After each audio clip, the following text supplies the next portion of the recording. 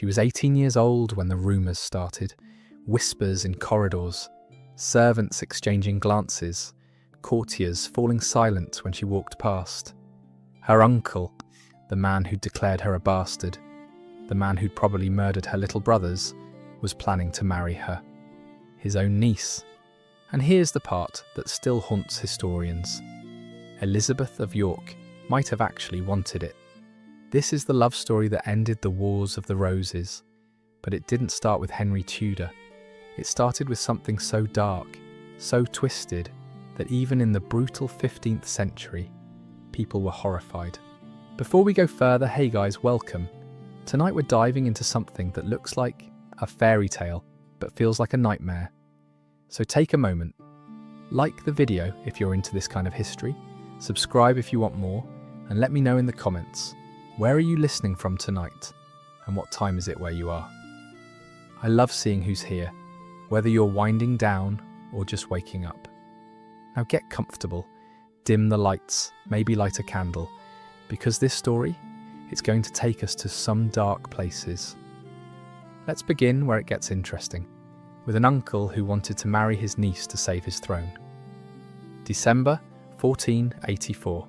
Elizabeth of York is 18 years old, living at her uncle's court, wearing gowns he paid for, and everyone is talking about the dress. It's Christmas. The court is celebrating at Westminster Palace. Music, dancing, feasting, and Elizabeth appears wearing a gown that matches Queen Anne's. Richard III's wife, exactly the same fabric, the same cut, the same colour. People notice, because in the 15th century, you don't accidentally match the Queen. Clothing is a language, and this was a statement. But here's what makes it sinister. Queen Anne was dying. Everyone knew it. She was wasting away from what was probably tuberculosis, coughing blood into silk handkerchiefs, growing thinner by the day. And Richard, paranoid, desperate, heirless, was already planning his next move. He needed an heir. His only legitimate son had died the year before. His wife was dying, and sitting right there in his court, wearing a dress that screamed, "I'm the next queen," was his niece, the daughter of Edward IV, the girl who had a better claim to the throne than he did. The rumours exploded. Richard III was going to marry Elizabeth of York. Now let's be clear about what this meant. This wasn't just politically awkward. This was incest. The Catholic Church, the only authority that mattered, forbade marriages between uncles and nieces. You needed a papal dispensation, and even then, it was scandalous. The kind of thing that made bishops clutch their rosaries and whisper about divine punishment. But here's where it gets complicated. Some historians think Elizabeth wanted it. Stay with me. Elizabeth had spent the last year and a half watching her world collapse. Her father dead. Her brothers disappeared, probably murdered. Her family declared bastards. Her mother living in sanctuary, powerless. Every shred of identity, of security, of future, gone. And Elizabeth? She had nothing. No title, no legitimacy, no prospects. She was damaged goods. A bastard daughter of a dead king. Who would marry her now? Some minor nobleman who needed the connection? A merchant's son? Would she end up in a convent, praying away the rest of her life in some cold stone cell? Unless she married Richard. Because if she became queen, even as Richard's wife, even through a marriage that would make people cross themselves, she'd have power again. She'd be royal again. She'd matter. One source, the Croyland Chronicle, written by someone actually at court, says that Elizabeth was vain and ambitious, that she was circulating among nobles, gauging support for the marriage, that she wanted the crown more than she cared about the optics, more than she cared about what her dead brothers might think, more than she cared about anything except survival. But here's what we don't know. Was this Elizabeth's choice, or was she just doing what she had to do to survive? Because let's talk about what her options actually were. Really think about this for a moment. Option 1. Marry Richard. Become queen. Live with the man who probably killed your brothers. Sleep beside him every night. Bear his children. Smile when he touches you. Never speak about Edward and Richard, the little boys who used to chase you through palace corridors, who looked up to you, who trusted you to protect them. Option 2, stay powerless, unmarriageable, irrelevant, hope someone takes pity on you. Watch your younger sisters get married off to minor nobles, while you age out of prospects, die in obscurity. Be remembered, if at all, as the bastard daughter who used to be a princess. Option 3. Wait for a stranger named Henry Tudor, a man you've never met, who has no real claim to the throne, who's been living in exile since he was 14, to somehow invade England and somehow win. Which would you choose? The answer isn't easy, and that's what makes this story so haunting. Because on March 16th, 1485, something happened that changed everything. Queen Anne died, and within days, Richard III stood in front of the entire court and made a public denial. He swore before God and witnesses that he had never intended to marry Elizabeth of York, that the rumours were lies, vicious, unfounded lies, that anyone spreading them would be punished, that he was shocked that anyone would suggest such an unholy union. Why the denial?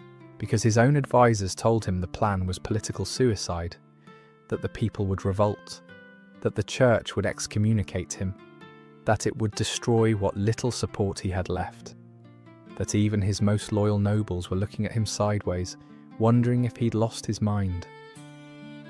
So Richard backed down, and Elizabeth? She was sent away from court, dismissed, humiliated, rejected. But here's the thing nobody talks about. We have a letter allegedly written by Elizabeth herself to John Howard, Duke of Norfolk. In it, she complains bitterly about the denial. She expresses frustration that the marriage was blocked. She sounds angry, disappointed, like someone who'd been counting on something and had it snatched away. Some historians think it's a forgery, propaganda written later by Henry Tudor's supporters to make her look bad, to suggest she was a Yorkist loyalist who couldn't be trusted. But some think it's real, and if it's real, then Elizabeth of York wanted to marry the man who murdered her brothers. Let that sit with you for a moment. Let yourself feel how twisted that is, how desperate she must have been, how utterly broken the world must have seemed to her, that marrying her uncle, the man who destroyed her family, felt like her best option. Because 4 months later, everything changed again. Henry Tudor invaded England, and Elizabeth's entire future came down to a single battle on a field in Leicestershire. Let's rewind. Because before Henry Tudor could marry Elizabeth, he had to do something insane. Win a throne he had absolutely no right to. Henry Tudor was born on January 28, 1457, in Pembroke Castle, Wales. His mother, Margaret Beaufort, was 13 years old. 13. A child herself, she nearly died giving birth. The labour was so traumatic, so brutal, that she never had another child. Her pelvis was damaged, her body broken. She'd been married off at 12 to a man in his 20s, Edmund Tudor, who got her pregnant and then conveniently died before the baby was born. And Henry? He was tiny, sickly, and born into a family that had exactly zero claim to the English throne. Well, not zero. Technically, his mother was descended from John of Gaunt, a son of Edward III. But here's the catch. That bloodline came through John Beaufort, who was illegitimate, born out of wedlock. Yes, he'd been legitimised later, but Parliament had specifically ruled that this line could never inherit the crown. It was written into law, no Beauforts on the throne, ever. So Henry's claim, legally non-existent. A joke. The kind of claim that made real nobles laugh into their wine. Which is why, for most of his childhood, nobody paid attention to him. His father, Edmund Tudor, died before Henry was born. His mother remarried twice and spent most of her time scheming in the background of English politics, while her son was passed around like an unwanted chess piece, raised by his uncle, then captured by Yorkist forces when he was 5, then held in semi-captivity for years, a political hostage with no real value. He was polite, quiet, intelligent, and utterly powerless, a footnote in someone else's story. And then, in 1471, everything changed. The Lancastrian cause collapsed. Henry VI was murdered in the Tower of London, probably smothered with a pillow. His son, Edward of Westminster, was killed at the Battle of Tewkesbury, cut down at 17 years old while trying to flee the battlefield. And suddenly Henry Tudor, this obscure Welsh teenager, with no army, no money, no prospects, was the last surviving Lancastrian claimant, which meant he was in mortal danger. Because Edward IV, the Yorkist king, was hunting down every last Lancastrian, executing them, imprisoning them, making sure there was no one left who could challenge his throne. So at 14 years old, Henry fled to Brittany, smuggled out of Wales in the middle of the night, put on a ship, sent across the Channel to a foreign court where he knew no one. He lived in exile for the next 14 years. 14 years.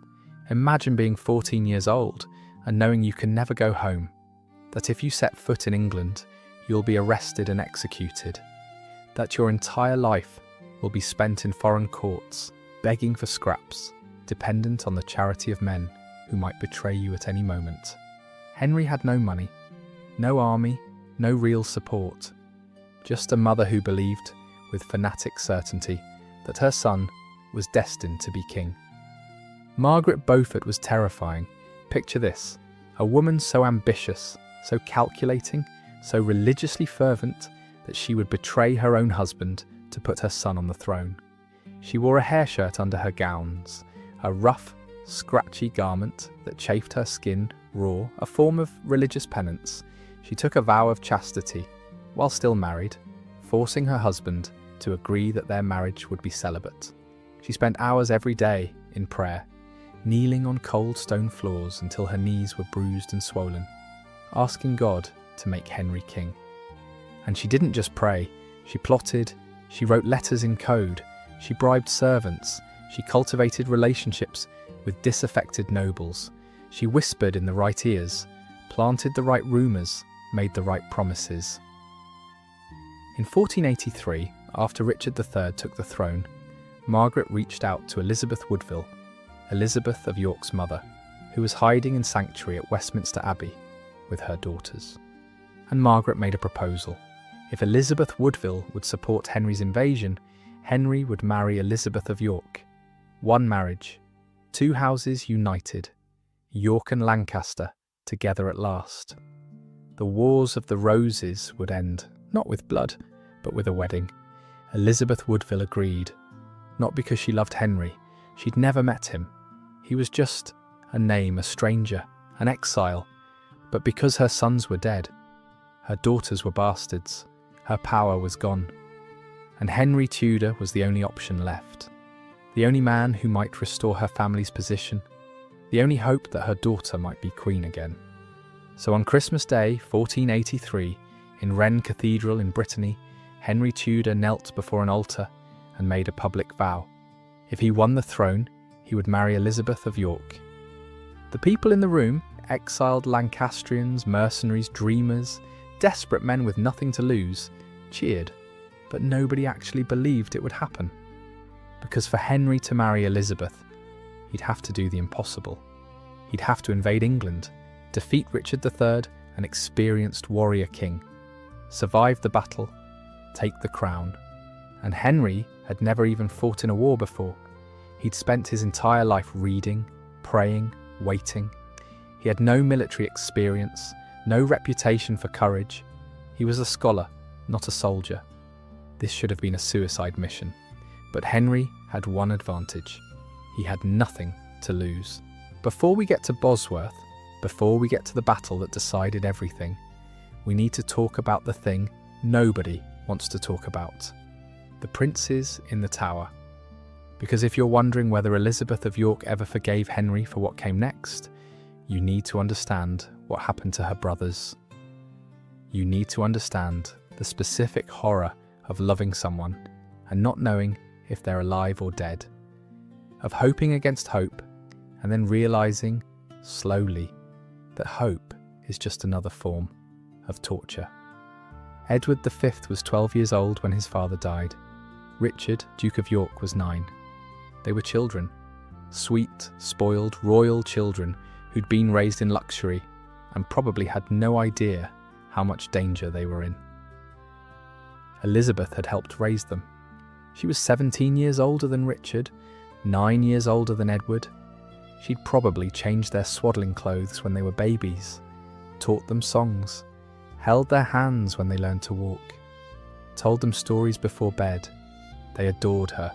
When Edward IV died in April 1483, young Edward was supposed to become king immediately.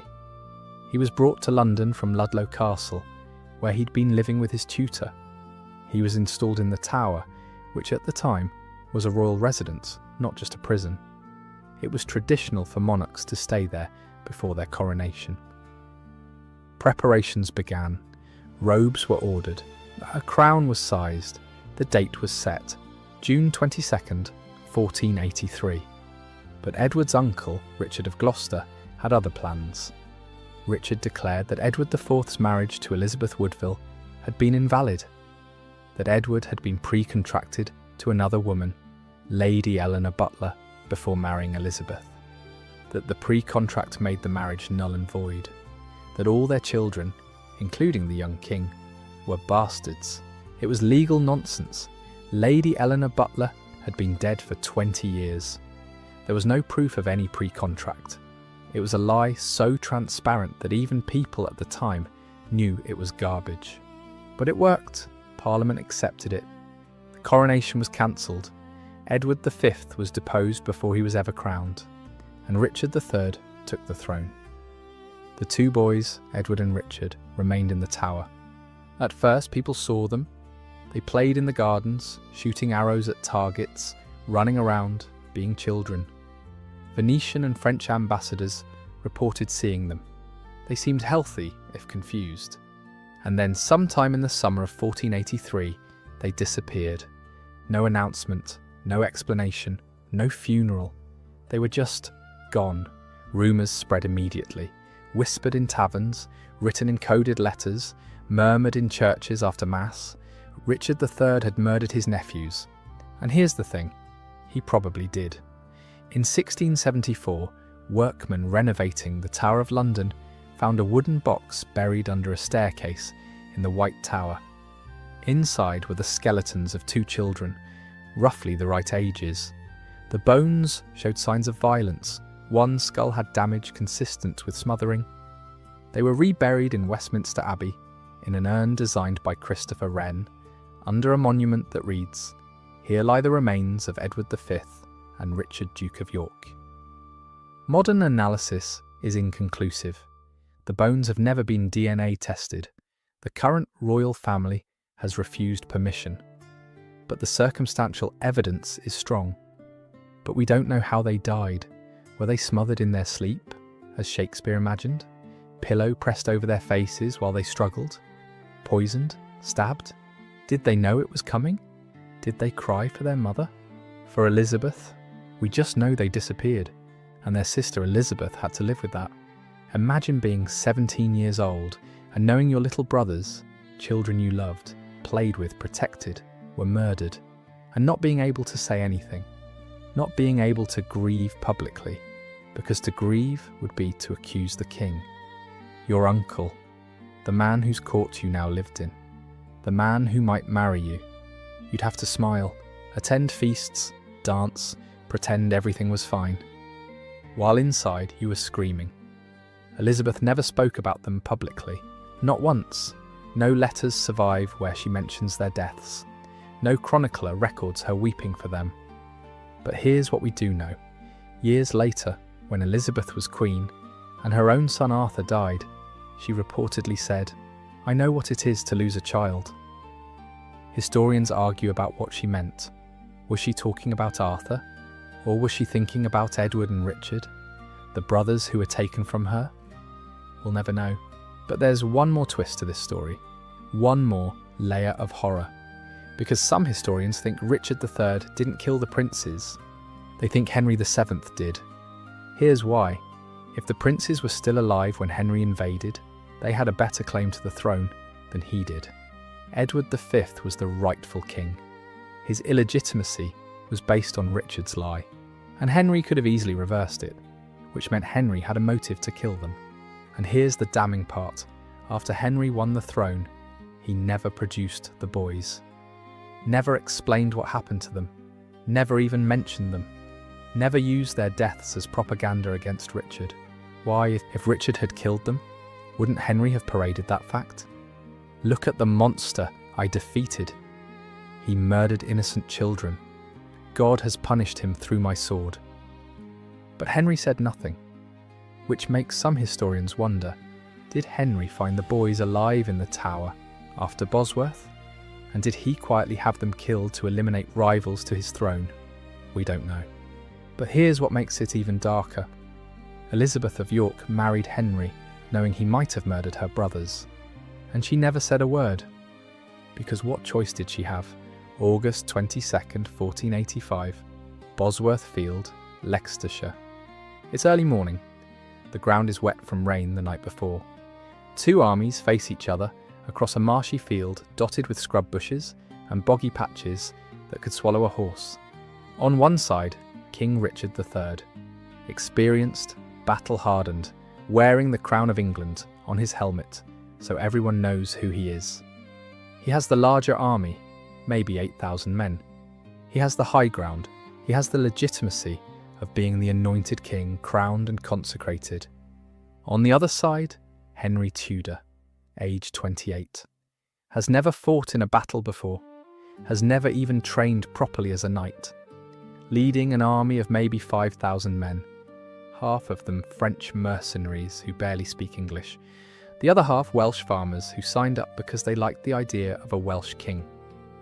This should not be a fair fight, and it isn't, but not for the reasons you'd think, because standing off to the side, watching, waiting, refusing to commit, are two massive wild cards, Lord Thomas Stanley and his brother William Stanley.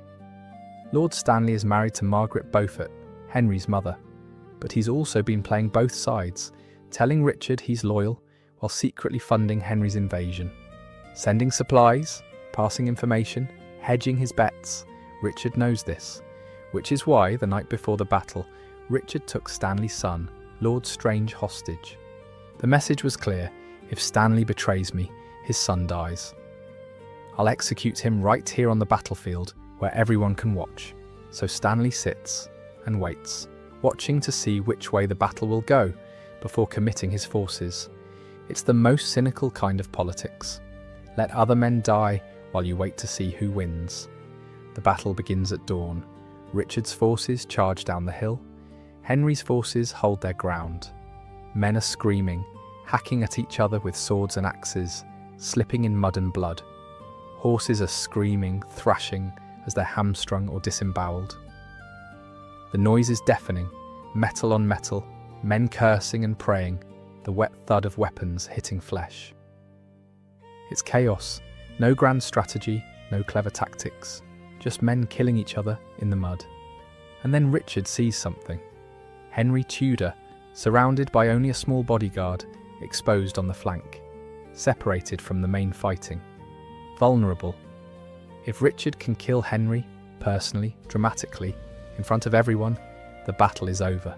The rebellion dies. The Tudors are finished. England is his. So Richard does something insane. He charges. Picture this: the King of England, wearing his crown, on horseback, thundering across a battlefield directly at a nobody from Wales. He's screaming. His sword is raised. His armour is glinting in the morning sun. It's brave. It's reckless. It's the most kingly thing Richard III ever does. He cuts through Henry's bodyguards like they're made of paper. He kills Henry's standard-bearer, William Brandon, with a single blow. The Tudor banner falls into the mud. He's close, really close, close enough that Henry's remaining bodyguards are panicking, forming a desperate circle around him. Close enough that, for a moment, it looks like Richard might actually win. might actually kill Henry with his own hands and end this whole thing. And then Lord Stanley makes his choice. He throws his forces behind Henry. 3,000 fresh troops slam into Richard's flank. Richard is surrounded, overwhelmed. His horse is killed under him. He's on foot now, still swinging his sword, still fighting, refusing to surrender. Someone offers him a horse, a chance to escape. Richard refuses. "I will not flee," he reportedly says. "I will die King of England." And he does. They cut him down in the mud and blood and screaming. His skull is split open by a poleaxe. His spine is pierced by a sword. His body is hacked at even after he's dead. 9 wounds in total, delivered in a frenzy of violence. They find his body later, naked, stripped of armour and clothing, slung over a horse like a slaughtered animal. His crown, the actual crown of England, is found in a thorn bush, where it had been knocked off his head during the fighting. Lord Stanley picks it up, wipes the blood off, and places it on Henry Tudor's head, right there on the battlefield. And Henry Tudor, the exile, the nobody, the boy with no claim, is now King Henry VII. But here's the first thing he does, and it's telling. He doesn't rush to claim the throne through his marriage to Elizabeth. He claims it by right of conquest, by force, by the sword, by the fact that he won and Richard died. Because if he says he's king because he married Elizabeth, it means she's the one with the real claim. It means he's king consort, not king regnant. It means his entire legitimacy depends on a woman. And Henry can't have that. So Elizabeth waits, again, still, always waiting for men to decide her future. Let me tell you what royal wedding nights were actually like in the 15th century, because this matters. This is where the fairy tale really ends and the horror begins. After the feast, after the dancing, after the toasts and the blessings, and the endless ceremony, Elizabeth and Henry were escorted to the bridal chamber by a crowd of nobles, clergy, and attendants. This wasn't private, this wasn't romantic. This was a state function. The bed was blessed by a bishop. Holy water was sprinkled on the sheets. Prayers were said for fertility, for sons, for the continuation of the royal line. Elizabeth was undressed by her ladies-in-waiting, not in private, in front of everyone. Her gown was unlaced, her jewellery removed, her hair unpinned and brushed out. She was given a thin linen nightgown and helped into the bed. Then Henry was undressed by his attendants, also in front of everyone. They were both laid in the bed together, side by side, while the crowd watched. More prayers, more blessings. And then, and this is the part that makes modern people deeply uncomfortable, the curtains around the bed were drawn and everyone left. Except they didn't really leave. They waited outside, in the corridor, listening, because the marriage had to be consummated tonight, immediately. And there had to be proof. In the morning the sheets would be inspected for blood, for evidence that Elizabeth had been a virgin and that the marriage had been completed. If there was no blood, there would be whispers, doubts, questions about the legitimacy of any future children. So on their wedding night, January 18th, 1486, Elizabeth of York and Henry Tudor, 2 people who'd never had a private conversation, who'd been betrothed by other people, who barely knew each other, were expected to perform. With people waiting outside the door, what did they say to each other? We don't know. But imagine it. You're Elizabeth. You're 19 years old. You've just married a stranger, a man you've met maybe twice, always in public, always surrounded by others. You're lying in bed next to him in the dark. You can hear your own heartbeat. You can hear him breathing. And you know what's expected. You know that if you don't bleed, people will call you a whore, will say you weren't a virgin, will question your children's legitimacy. And you know that this man, this stranger, might have murdered your brothers. How do you do it? How do you let him touch you? The answer is, you do it because you have no choice. Because refusal isn't an option. Because your value as a woman, as a queen, as a human being, depends entirely on your ability to produce heirs. So you close your eyes, you think about something else, you survive, And in the morning, when the sheets are inspected and found satisfactory, everyone celebrates. The marriage is consummated, the union is complete. York and Lancaster are joined.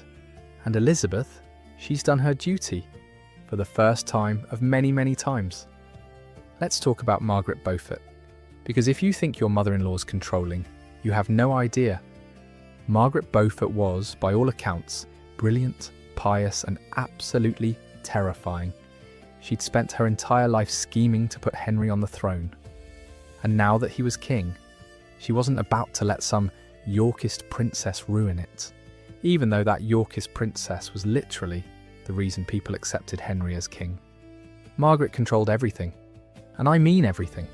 She chose Elizabeth's ladies-in-waiting, every single one. Women who were loyal to Margaret first to Elizabeth second. Women who reported back to Margaret about everything Elizabeth said, everything she did, everyone she spoke to. She monitored Elizabeth's correspondence. Every letter Elizabeth wrote had to pass through Margaret's hands first. Every letter Elizabeth received was opened and read before it reached her. She dictated Elizabeth's daily schedule. When she woke up, when she prayed, when she ate, who she could see, where she could go.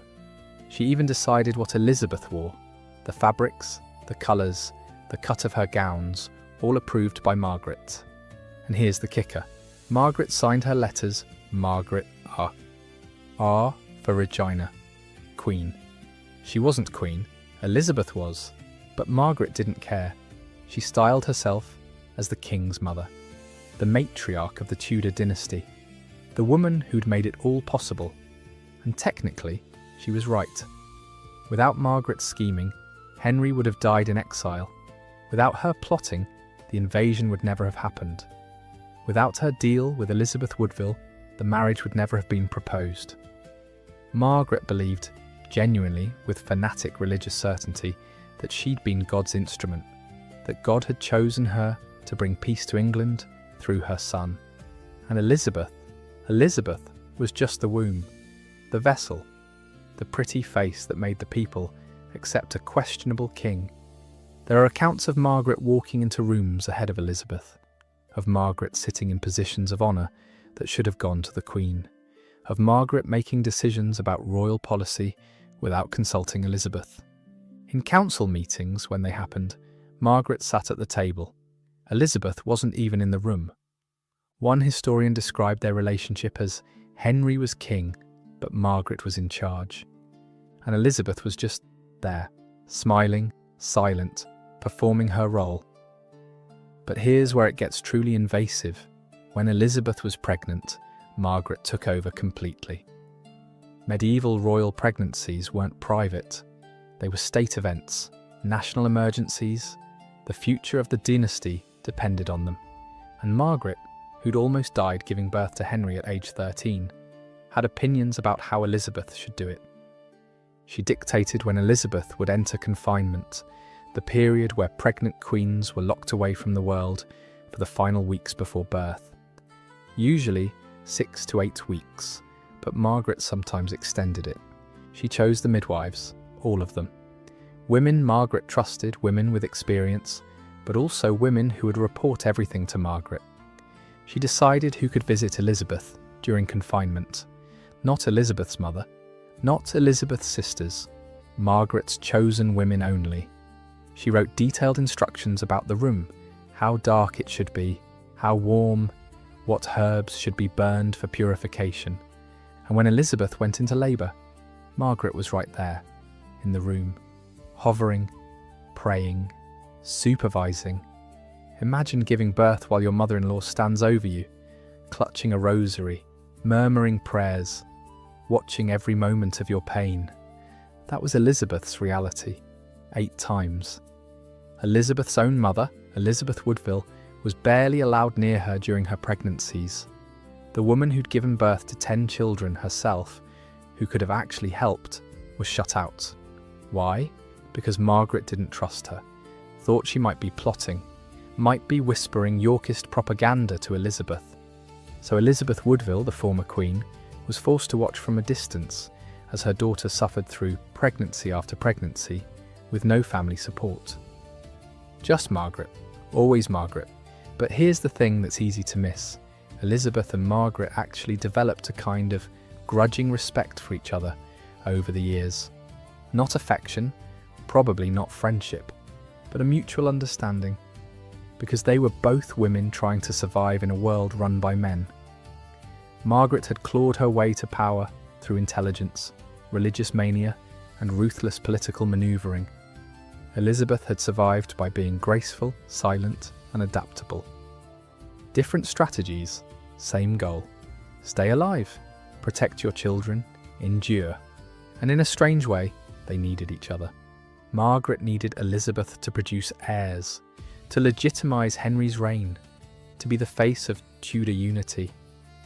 Elizabeth needed Margaret's protection from Yorkist plots, from court intrigue, from the constant threat of being declared illegitimate again.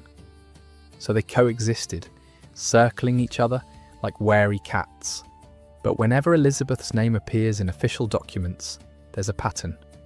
Elizabeth, by the grace of God, Queen of England, with the counsel of the King's mother, Lady Margaret. Even as Queen, she wasn't free. Even as the woman who'd united two warring houses, she was still controlled by her mother-in-law. And that tells you everything you need to know about what it meant to be a woman in the Tudor court. Here's something dark that gets glossed over in most histories. What happened to Elizabeth Woodville after her daughter married Henry Tudor? Remember, Elizabeth Woodville had been queen herself. She'd ruled beside Edward IV. She'd wielded real power, made real decisions, shaped policy. She'd been a political force, a woman who'd started as a widow with no prospects and ended up as Queen of England through sheer will and beauty. And after her daughter's wedding, she disappeared. Well, not literally, but politically, socially, she might as well have vanished. In 1487, just a year after Elizabeth married Henry, Elizabeth Woodville was stripped of her lands, her income, her household, everything. The official reason? She'd made peace with Richard III. She'd left sanctuary and sent her daughters to his court. Therefore, she'd betrayed the Lancastrian cause and couldn't be trusted. But here's the real reason. Margaret Beaufort wanted her gone. Two queens in one court, two women with claims to Elizabeth's loyalty, two mothers-in-law vying for influence. Margaret couldn't have that. So Elizabeth Woodville was exiled to Bermondsey Abbey. Not imprisoned, technically, but forced to live as a pensioner, stripped of her title, her dignity, her power. She lived there for 5 years, in a small apartment in a religious house. The former Queen of England reduced to praying in a cold stone chapel and accepting charity from nuns. She died in 1492. She was 55 years old. And here's the heartbreaking part. Elizabeth of York couldn't help her, couldn't protect her, couldn't even publicly defend her. Because to defend her mother would be to question Henry, to question Margaret, to risk everything Elizabeth had worked for. So Elizabeth watched her mother be destroyed, humiliated, erased, and said nothing. Can you imagine that? Your mother, the woman who raised you, protected you, negotiated your marriage, is being stripped of everything. And you're the queen. You have power in theory, but you can't use it, because using it would mean losing everything.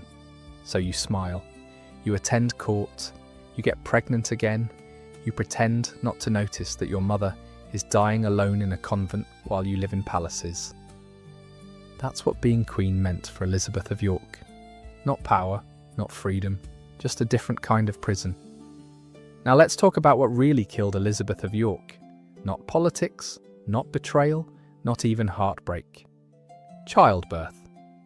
Between 1486 and 1503, Elizabeth was pregnant 8 times. 8 times in 17 years. Let's count them, and let's not use a list because we hate those. Let's tell the story of each one. The first was Arthur, born in September 1486, just 8 months after the wedding. The timing raised eyebrows. People counted backward on their fingers, whispered that Elizabeth must have been pregnant before the wedding, or that the baby was premature. Either way, not a great start. But Arthur lived, and that's all that mattered to Henry. Then came Margaret in 1489, another 3 years of Elizabeth's life consumed by pregnancy, birth, recovery. Margaret survived too, thank God. 2 living children. The dynasty seemed secure. Henry was born in 1491. The spare heir, the backup. Nobody thought he'd be king. He was the second son, meant to go into the church or become a military commander, but he lived, and that made 3. Then Elizabeth, named after her mother, born in 1492, the first daughter after 2 sons. Sweet, loved, doted on. She died at 3 years old. We don't know why, probably disease, probably something that would be curable now, with antibiotics. Mary arrived in 1496, beautiful, charming, destined to be married off to foreign royalty. She survived. Edmund came in 1499. A boy, healthy at birth, dead within 15 months. Again, we don't know why. And then there were the last 2, Catherine in 1503, who died within days of being born, and possibly other pregnancies that ended in miscarriage, never recorded, never mentioned. That's 8 confirmed pregnancies, but the reality is probably worse, because miscarriages weren't always documented, especially early ones. A woman could be 2-3 months pregnant and lose the baby, and no one would write it down. It was just expected, part of being a wife. So Elizabeth might have been pregnant 10 times, 12 times. We'll never know. But here's what those numbers don't show: the physical toll, the pain, the fear, the months of recovery between each pregnancy. Let me paint you a picture of what Elizabeth went through every single time. It starts with missing your monthly courses. In the 15th century, they called it the flowers or the terms, and when they didn't come, you knew. There was no pregnancy test, no doctor's confirmation. You just knew. Your breasts hurt, you felt sick, your body was changing, and immediately everyone else knew too, because a queen's body wasn't private. Your ladies in waiting tracked your courses, reported to the king's mother, reported to the king. Within days the news would spread. The queen is with child. Again. And the countdown began.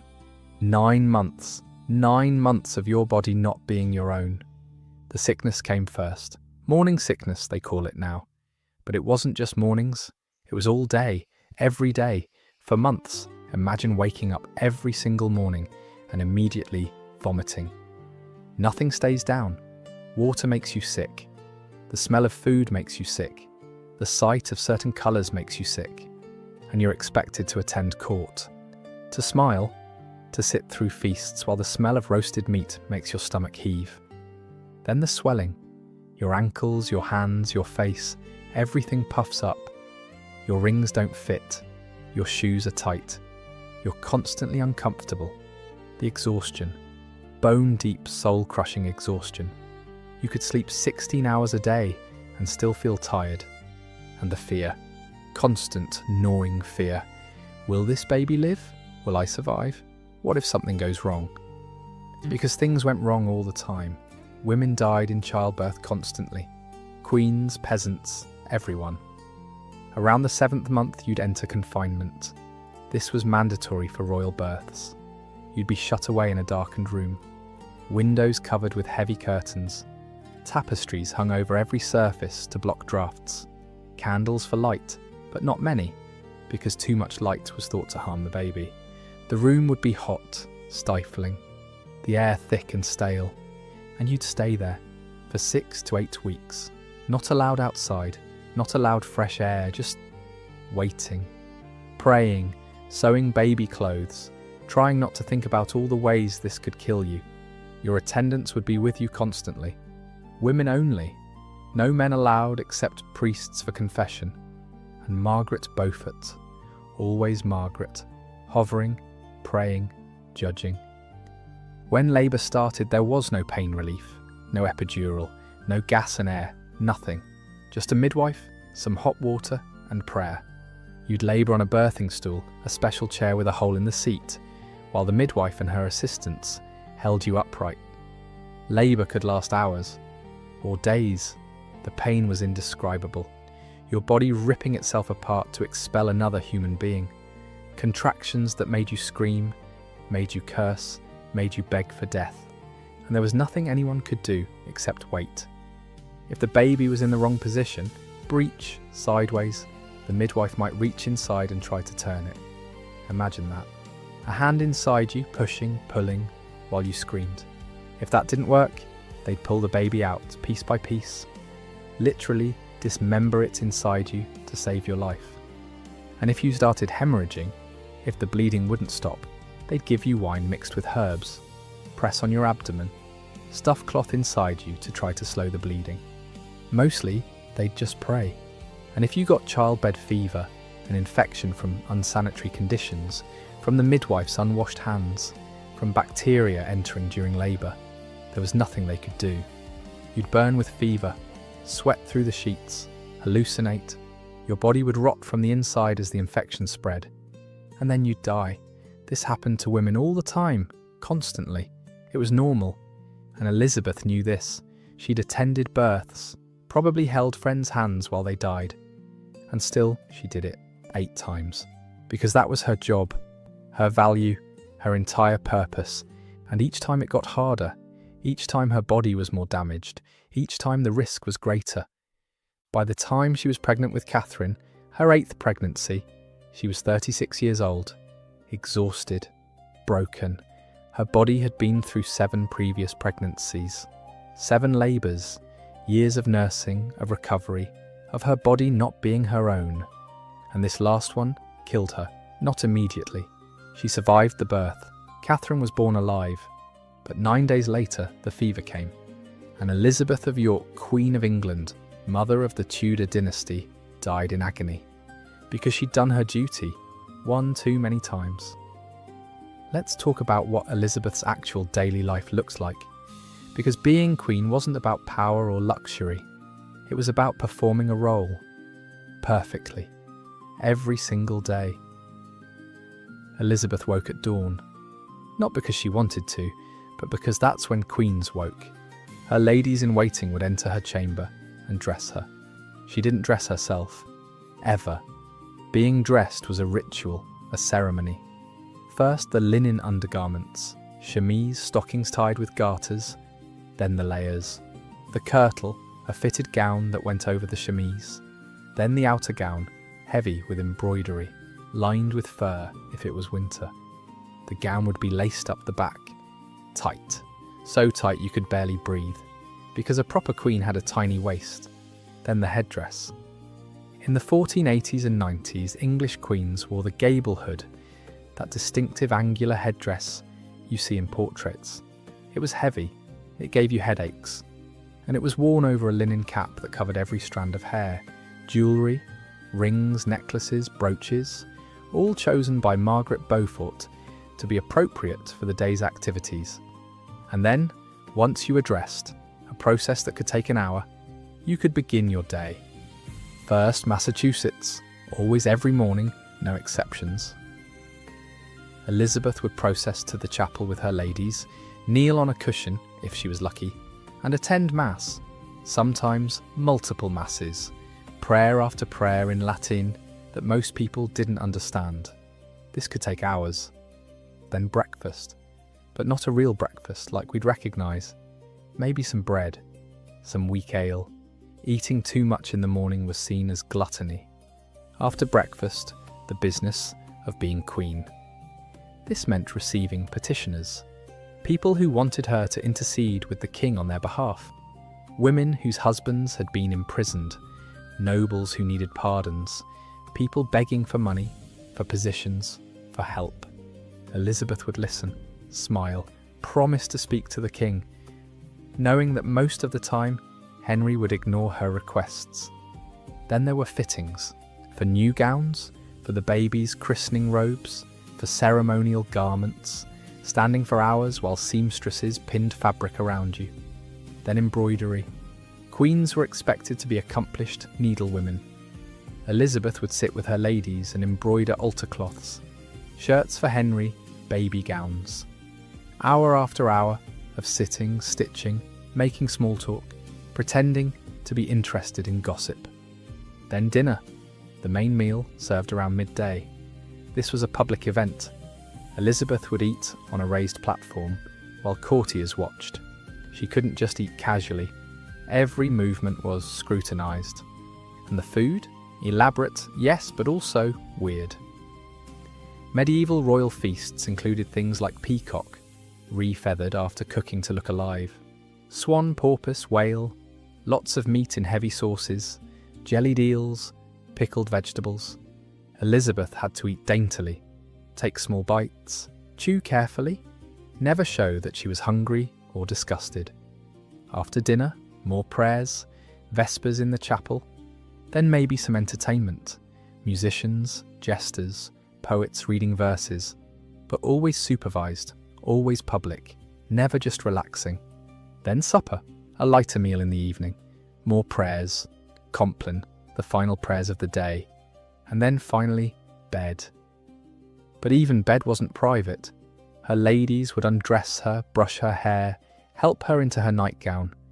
Some of them would sleep in her chamber, on pallets on the floor, to attend to her if she needed anything during the night. Elizabeth was never, ever alone.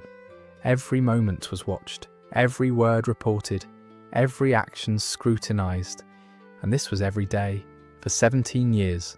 No days off, no vacations, no privacy, just an endless cycle of dressing, praying, smiling, performing. Now here's a question for you. Imagine living like that. Never being alone, never making your own choices, every moment of your day dictated by other people. How long do you think you could endure it before you broke? Think about that and let me know in the comments. Because Elizabeth did it for 17 years, and the only time she was truly free was when she was dead. September 20th, 1486, just 8 months after the wedding. Elizabeth gives birth to a son in the early morning hours at Winchester Castle. They name him Arthur. The symbolism is perfect, calculated, deliberate. King Arthur, the legendary British king who united the realm, who pulled the sword from the stone, who represented everything good and noble about England. The once and future king. This baby is meant to be the new Arthur, the king who will heal the wounds of the Wars of the Roses, the living proof that York and Lancaster can create something beautiful together. Henry is ecstatic. He rushes to Elizabeth's chamber, holds the baby, weeps with joy. Margaret Beaufort falls to her knees and thanks God, publicly, dramatically. The kingdom celebrates. Bonfires are lit, bells ring, wine flows in the streets, poets write verses about the birth of the Prince of Wales. But there's one small problem that people whisper about in corners that gets mentioned in letters written in code. The baby arrived 8 months after the wedding. Not 9, 8, which means either Elizabeth was pregnant before the wedding or the baby was premature. Neither option looks great. If she was pregnant before the wedding, it means she and Henry had been intimate before they were married. Scandalous, yes, but not unheard of. But it would also mean the wedding was rushed because it had to be, that they'd sinned, that the perfect Tudor propaganda, the pure union of two houses, was tainted. If the baby was premature, everyone worried he wouldn't survive. Premature babies in the 15th century rarely did. They were too weak, too small. They caught fevers and died within days. But Arthur survives. He's small, fragile, but he lives. And as he grows, he becomes everything Henry and Elizabeth hoped for. Arthur is intelligent, bookish. He loves learning. He speaks Latin fluently, some French, some Spanish. He studies history, philosophy, theology. He's pious, attending Mass daily, just like his grandmother Margaret taught him. He's polite, well-mannered.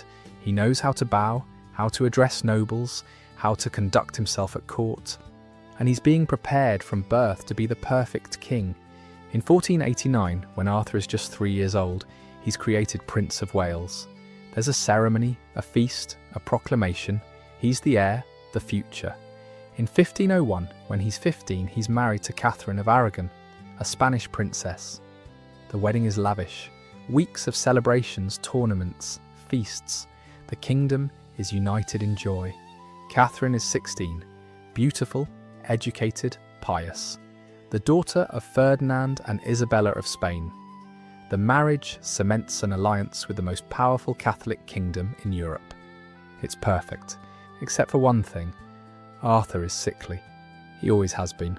Weak lungs, prone to fevers. He coughs a lot, gets tired easily. But he's young. He'll grow stronger. That's what everyone tells themselves. Arthur and Catherine are sent to Ludlow Castle in Wales to establish their household, to learn to rule together. And then, in April 1502, Arthur gets sick. It starts as a fever, chills, sweating. Nothing unusual for Arthur. He's been sick before. But this time, it doesn't get better. It gets worse. The sweating sickness, that mysterious disease that appeared when Henry invaded England, is sweeping through Wales. Arthur is burning with fever, drenched in sweat, complaining of pain in his chest, his head. He can't keep food down, can barely drink water. Catherine gets sick too, but she survives. Arthur doesn't.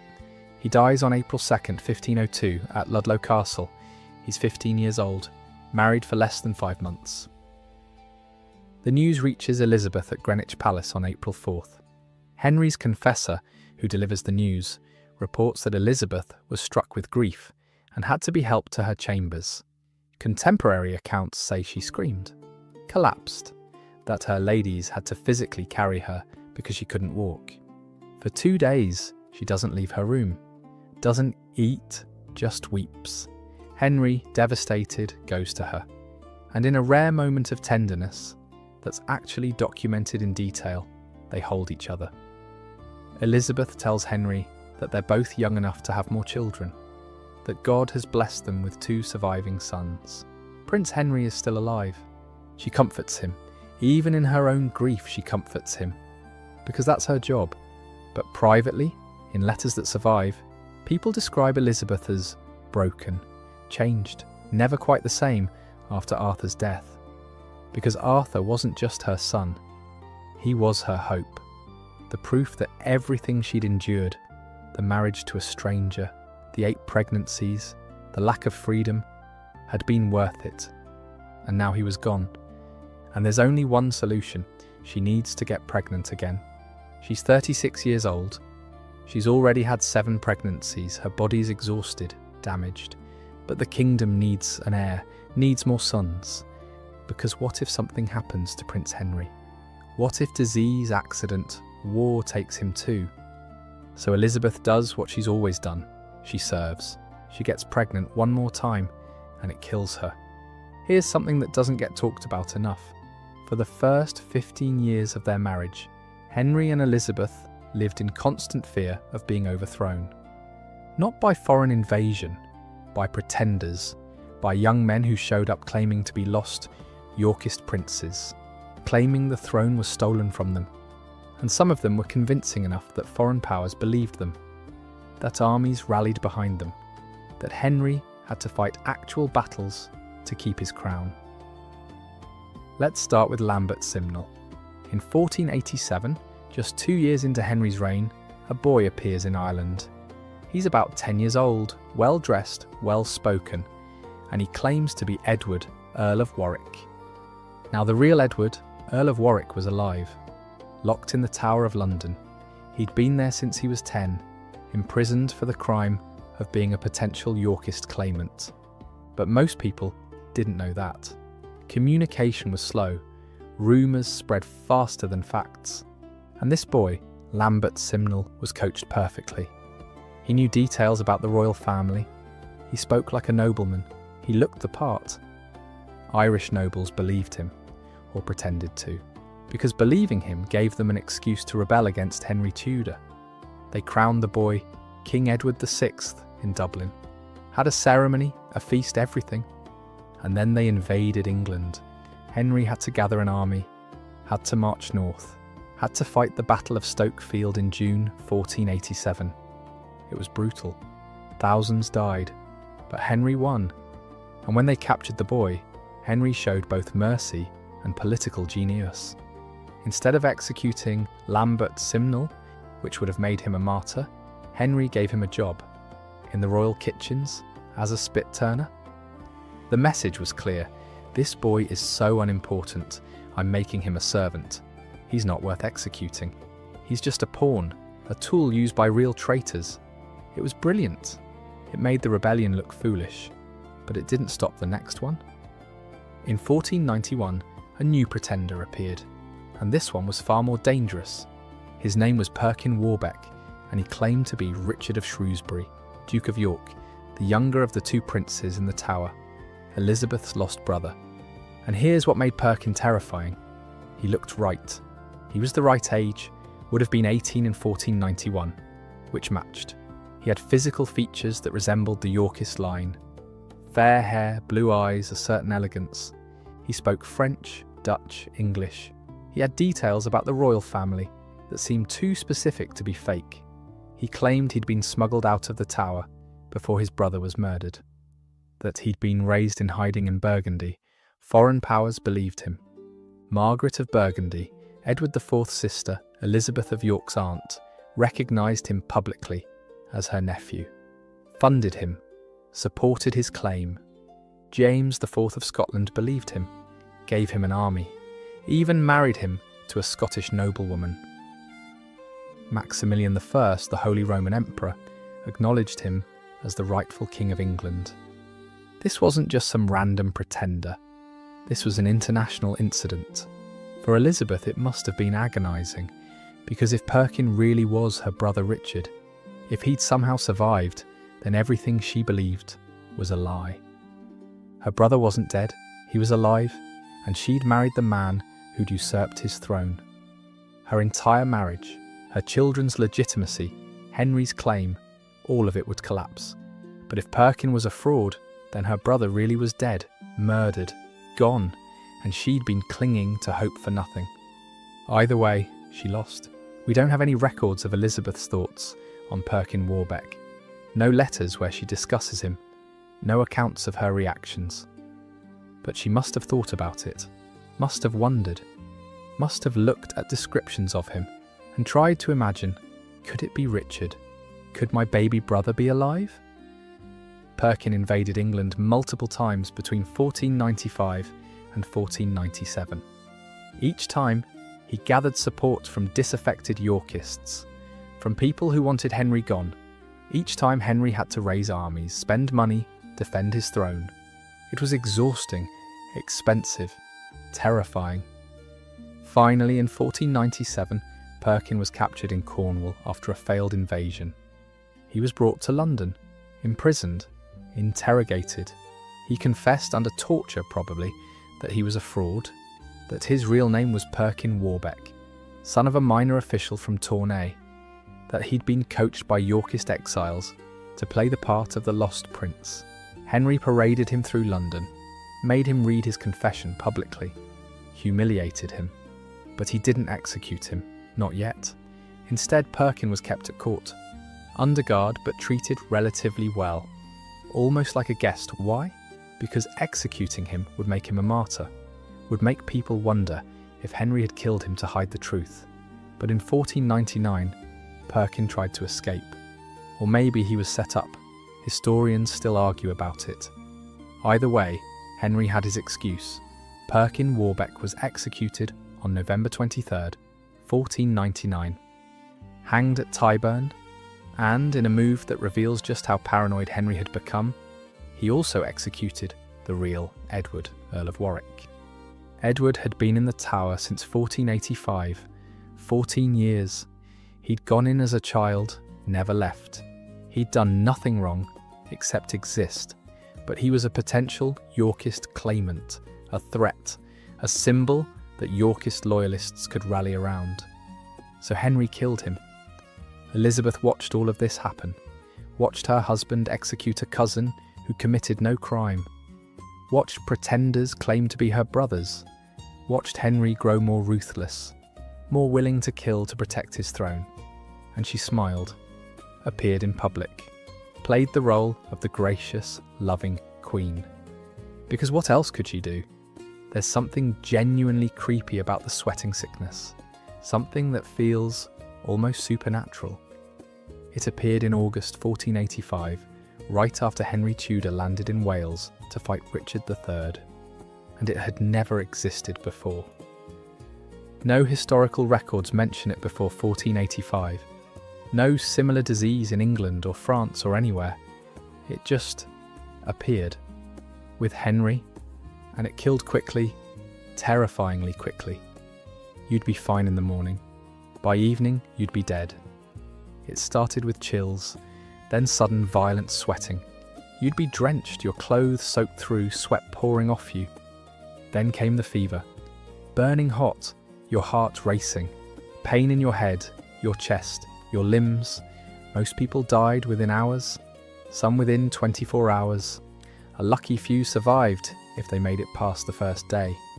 And there was no treatment, no cure, nothing that worked. Doctors tried bleeding, purging, herbal remedies, prayer. Nothing helped. The disease swept through Henry's army first, killing soldiers, camp followers, anyone close to him. Then it hit London. Thousands died. The streets were full of bodies, entire families wiped out overnight. And people whispered, "This is God's judgment. This is punishment for accepting a usurper. This is a curse." Some said Henry had brought it from France, that it was a French disease, a foreign plague brought by a foreign king. Others said it was sent by God to punish England for the Wars of the Roses, for the bloodshed, for the broken oaths. Modern historians think it might have been a hantavirus, spread by rodents, or maybe a form of influenza, or something else entirely that's now extinct. But whatever it was, it became associated with the Tudor Dynasty. It came and went in waves, 1485, then again in 1508, then 1517, then 1528, and finally 1551. Each time it killed indiscriminately, rich, poor, young, old. Nobles died in their beds, peasants died in the fields. Arthur, Elizabeth's golden boy, probably died from it in 1502. The symptoms match: sudden onset, fever, sweating, death within days. And living through those outbreaks must have been absolutely terrifying. Because you couldn't predict it, you couldn't prevent it. One day you'd be fine, and the next day you'd be dying. Elizabeth lived through at least 3 major outbreaks, watched friends die, watched servants die, watched her son die. And every time someone got sick, every fever, every cough, she had to wonder, is this it? Is this the sweating sickness? Will I be next? Will my children? That kind of constant, low-level terror changes you. It makes every day feel uncertain, every goodbye potentially final. It makes you religious, makes you pray more, go to mass more, give more to charity. Because maybe, just maybe, God will spare you. And it makes you wonder, if you're going to die anyway, what's the point of pretending to be happy? Elizabeth of York's last day alive was her birthday. February 11th, 1503. She turned 37. She was at the Tower of London, not imprisoned, but in the royal apartments, because tradition dictated that royal women gave birth at the Tower. It was where kings were crowned, where regalia was kept. Birth there was symbolic, important. This was her 8th pregnancy. 8th, and she must have been terrified, because Arthur's death was still fresh. Just 10 months earlier, the grief still raw. And she was 37, which in medieval terms was old for childbearing. Most women were done having babies by their early 30s. Bodies wore out, risks increased. But the kingdom needed more heirs, needed insurance. Prince Henry was only 11. What if he died too? So Elizabeth, exhausted, heartbroken, was pregnant again. Labour started on her birthday, early in the morning, before dawn. Her ladies helped her to the birthing chamber, that dark, hot, stifling room prepared weeks earlier. Tapestries on the walls, candles lit, holy relics placed around the room for protection. Margaret Beaufort was there, of course, praying, supervising, making sure everything was done correctly. The midwives prepared their tools, hot water, linen cloths, prayers. We don't know how long Elizabeth laboured, hours certainly, maybe a full day, but eventually the baby came. A girl, Catherine, tiny but breathing, crying, alive. Elizabeth must have felt relief. It's over. I survived. Again. The baby was cleaned, wrapped, presented to Margaret, who no doubt said prayers of thanksgiving while secretly being disappointed it wasn't another boy. And Elizabeth was cleaned, helped into bed, given wine and herbs to help her recover. For a few days everything seemed fine. The baby was nursing. Elizabeth was weak but recovering. And then the fever started. Medieval doctors called it childbed fever. We call it puerperal sepsis, a bacterial infection that enters through the birth canal, spreads through the uterus into the bloodstream. It was common, one of the leading causes of death for women in childbirth. And there was no treatment. Elizabeth started burning with fever. She was drenched in sweat, shaking with chills. The pain was excruciating, her abdomen cramping, infected tissue rotting inside her. The doctors tried everything they knew: bloodletting, herbal poultices, prayers, relics.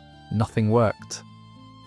For 9 days she lingered, drifting in and out of consciousness, delirious with fever, in pain. Henry came to see her. Accounts say he wept at her bedside, held her hand, begged her not to leave him. But there was nothing anyone could do. On February 11th, 1503, her 37th birthday, 9 days after giving birth, Elizabeth of York died. Her last moments aren't recorded. We don't know if she was conscious, if she said anything, if she thought about her children, her dead brothers, her mother, her life. We just know she died. And her baby Catherine followed her a few days later. Henry VII didn't handle Elizabeth's death well. According to contemporary accounts, when she died, he locked himself in his chambers at Richmond Palace and refused to see anyone. Servants reported hearing him sobbing through the doors, deep, wrenching sobs that went on for hours. He stopped eating, stopped conducting business, stopped functioning. His counsellors were worried. The king was having a breakdown. This was the man who'd spent his entire life calculating, scheming, surviving, who'd lived in exile for 14 years, who'd invaded England with a handful of mercenaries and somehow won, who'd survived rebellions, pretenders, plots, and his wife's death broke him. For weeks, he barely left his rooms. When he did appear, he looked haggard, aged, hollow, and then he threw himself into planning her funeral. It was the most elaborate funeral England had seen in decades. Elizabeth's body was embalmed, her internal organs removed, her body cavity filled with spices and preservatives. She was wrapped in cerecloth, then placed in a lead coffin, then a wooden coffin. She lay in state for 11 days in the tower, where she died, surrounded by candles, by priests chanting prayers, by nobles paying their respects. Then her body was processed through London to Westminster Abbey. The streets were lined with mourners, thousands of them, people genuinely grieving for a queen they'd loved. The funeral service lasted hours, masses were said, prayers chanted, bells tolled, and then Elizabeth was buried in a vault beneath the Lady Chapel at Westminster Abbey. But here's where it gets emotional. Henry commissioned a tomb for her. Not just any tomb, the most elaborate, expensive, beautiful tomb that Westminster Abbey had ever seen. He hired Pietro Torrigiano, an Italian sculptor, the best, the same man who'd once punched Michelangelo in the face. The tomb took years to complete. It's made of black marble and bronze. On top, there are two effigies, Elizabeth and Henry, lying side by side, their hands clasped. Elizabeth's effigy is exquisite. Her face is serene, peaceful, her hands folded in prayer. She's wearing a crown, royal robes, her hair loose around her shoulders. Every detail is perfect. The folds in her gown, the delicate features of her face, the rings on her fingers. It's one of the most beautiful pieces of Renaissance sculpture in England. And here's the heartbreaking part. Henry requested that when he died, he be buried next to her. Not in a separate tomb, not with more grandeur or more space, next to her, together. He lived for 6 more years after Elizabeth died, and in that time, his counsellors begged him to remarry, to secure the succession, to form new alliances. He considered it.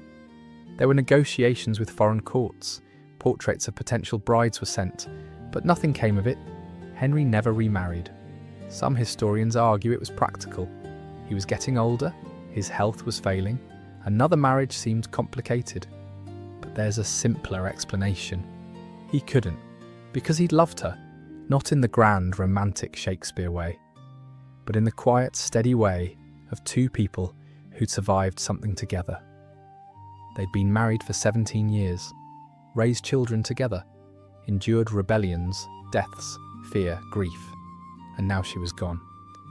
The last 6 years of Henry's life were marked by paranoia, cruelty, and loneliness. He became obsessed with money, squeezing taxes from his nobles, hoarding wealth. He became ruthless, executing people on flimsy pretexts. He became isolated, trusting no one. He was a ghost of the man he'd been when Elizabeth was alive. And when he died on April 21st, 1509, his will specified exactly where he wanted to be buried. Next to Elizabeth, in the tomb he'd commissioned for both of them. Together, even in death. And if you visit Westminster Abbey today, you can see them. Their effigies lying side by side, hands clasped, united in death as they were in life. It's beautiful, and it's heartbreaking, because it shows that despite everything, the political marriage, the lack of choice, the duty, the suffering, something real had grown between them. Something that couldn't be defined in treaties or contracts. Something that looked, in the end, a lot like love. So what's Elizabeth of York's legacy? On the surface, it's complicated. History remembers Henry VII as the founder of the Tudor Dynasty, the man who ended the Wars of the Roses, the king who brought stability to England. But dig deeper, and you realise, without Elizabeth, none of that works. Henry's claim to the throne was legally garbage. His bloodline was illegitimate, barred from succession by law. But Elizabeth's claim was solid, unquestionable. She was the eldest surviving child of Edward IV. In a world where women couldn't rule, she was the closest thing to a legitimate heir the Yorkists had. Her marriage to Henry was what made people accept his kingship. Not his victory at Bosworth, not his political manoeuvring. She was the bridge, the unifier, the symbol that made the Tudor dynasty possible. And her children changed the world. Margaret became Queen of Scotland, and through her the Stuart line that eventually united England and Scotland came into being. Every British monarch since James I descended from Margaret Tudor. From Elizabeth's daughter, Mary became Queen of France briefly, and was by all accounts beautiful, charming, and deeply loved by the French people. And Henry, well, we all know what Henry VIII did. 6 wives. The English Reformation, the break from Rome, the dissolution of the monasteries, the creation of the Church of England. Henry VIII reshaped England in ways that still affect us today, and he existed because Elizabeth of York spent 17 years pregnant. But there's another legacy, one that's more subtle. Through Henry VIII's daughter, Elizabeth I, the Tudor line reached its pinnacle. Elizabeth I, named after her grandmother, became one of England's greatest monarchs. She defeated the Spanish Armada. She presided over the English Renaissance. She never married, but she ruled absolutely. And she was everything Elizabeth of York never got to be. Powerful, independent, free. In a strange way, Elizabeth I was the fulfillment of her grandmother's lost potential. All the intelligence, all the strength, all the dignity that Elizabeth of York had to suppress, Elizabeth I got to express. So when you think about the Tudor dynasty, remember this: it wasn't built by Henry VII's conquest. It was built by Elizabeth of York's body, by her willingness to marry a stranger, to bear 8 children, to smile through grief, to perform the role of perfect queen while her own desires, her own voice, her own self were slowly erased. She didn't wield a sword. She didn't lead armies, she didn't make policy, but she changed England anyway. By existing, by enduring, by giving birth to the future. So was it love? That's the question everyone wants answered. The question that haunts this entire story. Henry and Elizabeth's marriage. Was it love? And the honest answer is, we don't know. We'll never know. We can't read their thoughts, can't hear their private conversations, can't know what they said to each other in the dark. But we can look at the evidence. Henry grieved her, deeply, publicly, in ways that surprised people who thought he was cold, calculating, emotionless. He called her my dearest consort. He wrote affectionate letters. He commissioned love poems. When she was pregnant, he worried obsessively. When she was ill, he stayed by her side. And when she died, he fell apart. He never remarried. He requested to be buried next to her. That's not nothing. And Elizabeth, the evidence is thinner, because women's voices from this period are mostly silent. But she performed her role perfectly. She softened Henry's harshest edges. She interceded for prisoners. She mediated disputes. Contemporary accounts describe her as devoted to Henry, as a loving wife, and in the few letters that survive, she calls him my lord and love. Maybe it was just formulaic language, or maybe it was real. We don't know, but here's what we do know. They were 2 people who should never have met. A Yorkist princess and a Lancastrian exile, born enemies. They were married for political reasons, to end a war, to unite 2 houses. They had no say in the match, no choice, no courtship, and yet they built something together. Not a perfect marriage, not a fairy tale, not the kind of love story that gets told in songs, but a partnership. A relationship built on compromise, on survival, on showing up for each other day after day, even when it was hard. They raised children together, 7 living children who grew up knowing their parents worked as a team. They endured rebellions together, pretenders claiming their throne, foreign threats, domestic plots. They survived the sweating sickness outbreaks together, the deaths of children together, the constant fear together.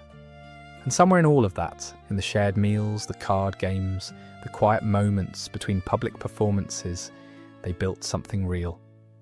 Maybe not passion, maybe not romance, but respect, trust, affection, and maybe in the end, that's what love actually is. Not the fireworks at the beginning, not the dramatic gestures, but the choice to stay, to keep choosing each other, to build a life together, even when circumstances are impossible.